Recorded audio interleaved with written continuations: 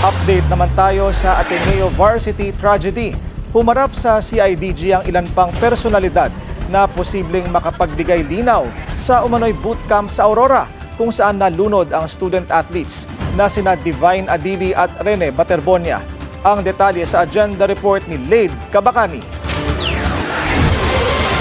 Nagsadya sa tanggapan ng CIDG ngayong araw ang dating Ateneo men's basketball player na si Dave Ildefonso at ilang abogado ng universidad kaugnay ng investigasyon sa pagkamatay ni na Divine Adili at Rene Baterbonia sa Aurora. Tikom ang bibig nila matapos humarap sa mga investigador. Halos 2 linggo nang nagsasagawa ng expanded investigation ng CIDG sa insidente. Una nang sinabi ng PNP na hindi lang mga manlalaro at coach na dumalo sa team building activities sa isang beach resort sa Dipakulaw, Aurora ang kukunan ng pahayag, kundi maging mga dating Ateneo players kaugnay ng mga pangyayari sa umunay bootcamp sa mga nakalipas na taon. Una na ring sinabi ng CIDG na tila hindi aksidente ang pagkalunod nila Rene at Divine. Nailibing na si Rene sa Agusan del Sur kahapon. Ang mga labi naman ni Divine ay naiuwi na sa Nigeria na siya namang sinalubong ng kanyang pamilya. Inaasahan din ng CIDG na makakakuha ito ng pahayag mula sa mga opisyal ng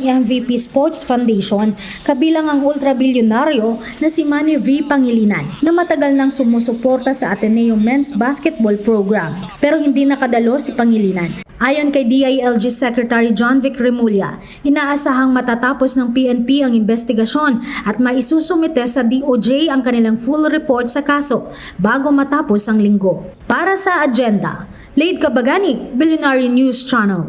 Manatiling nakatutok sa Billionaire News Channel, sumubaybay sa aming social media accounts at mag-subscribe sa aming YouTube channel para sa mga eksklusibong balita at storya.